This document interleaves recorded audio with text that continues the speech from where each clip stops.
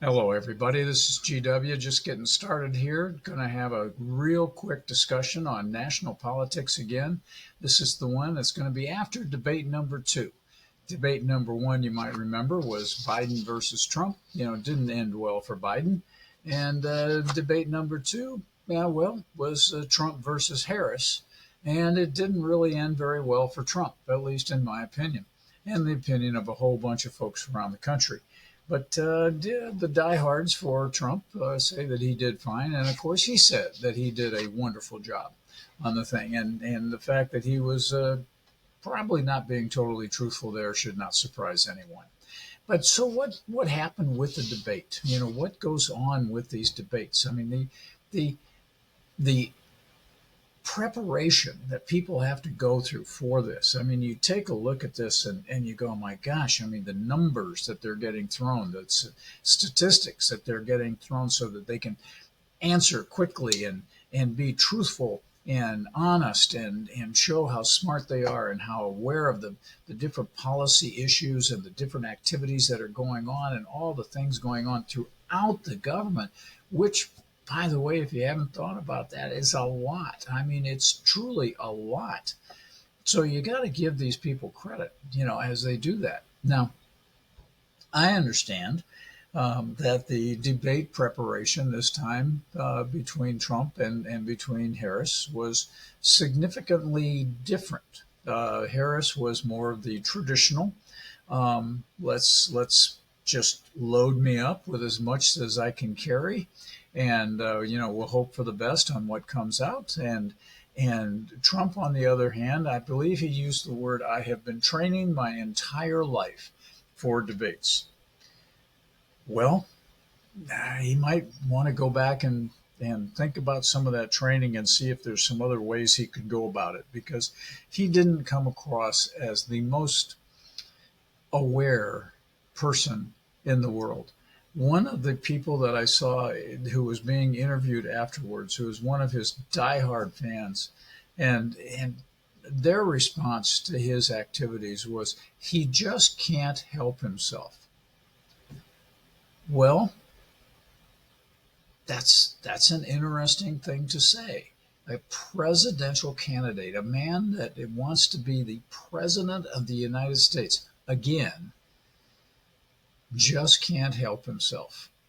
Now, hopefully that's going to be, taken out of the equation here soon. So what did he do? Well, he went in and he did nothing new. He did his blustering, and he did his lying. He did his bully tactics. Now, I'm not sure that everyone would agree that he was being a bully during this time, but if a person lets a person with that blustering and telling lies and everything else just move ahead, then they do get bullied out of the way. They get pushed out of the way. That's not what you really wanted.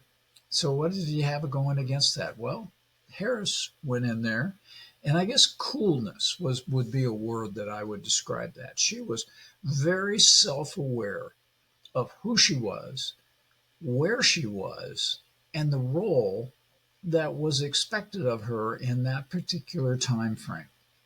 I'm not sure that Trump could say yes to all those things, but she sat there and was absolutely aware of her surroundings, aware of the impact that each one of her words had, even to the point that in response to one of the questions, she sat there and said something along the lines, and I don't have this exactly right, but it was, well, and you know that this former president, and that hesitation before she said former president means that there were 14 different adjectives that were going through her head of the ways that she could describe her opponent.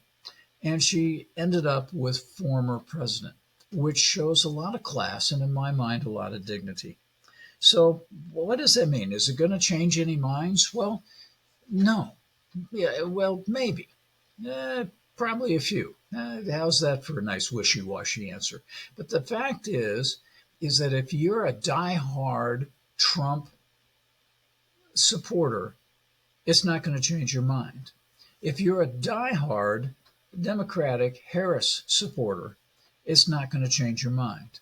If you're in the middle and you really are having a hard time deciding, okay, what is the right thing?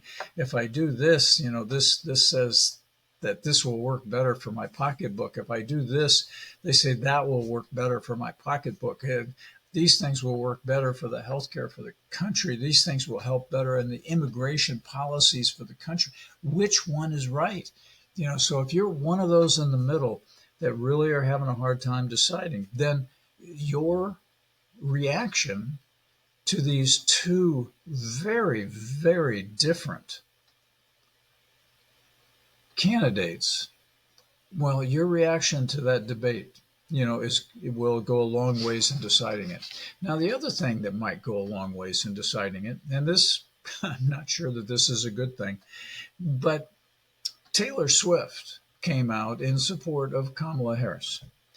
Now, she was very careful to say that she was supporting Kamala Harris and that she wanted all of her followers, all the people that listen to her, all the people that are on TikTok and Instagram and whatever the social media platform is that follow her, that she encourages all of them to get out and research, do their own research and decide who it is they're going to vote for.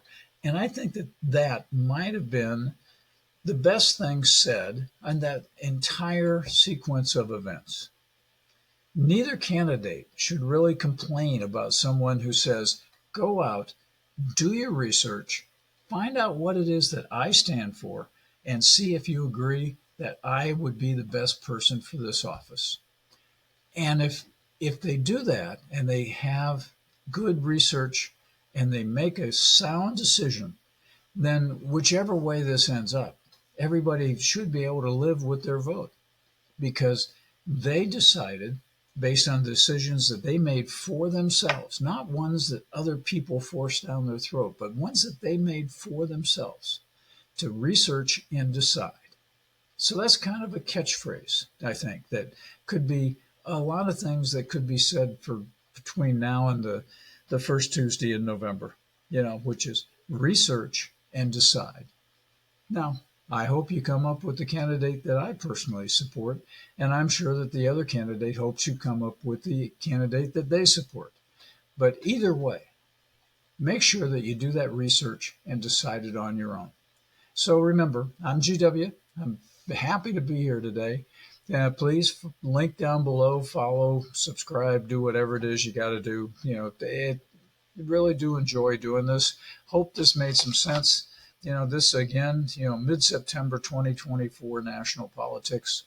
It's not life and death yet, but it's going to be here in a couple months. So you all go out, remember, research and decide. Thanks a lot.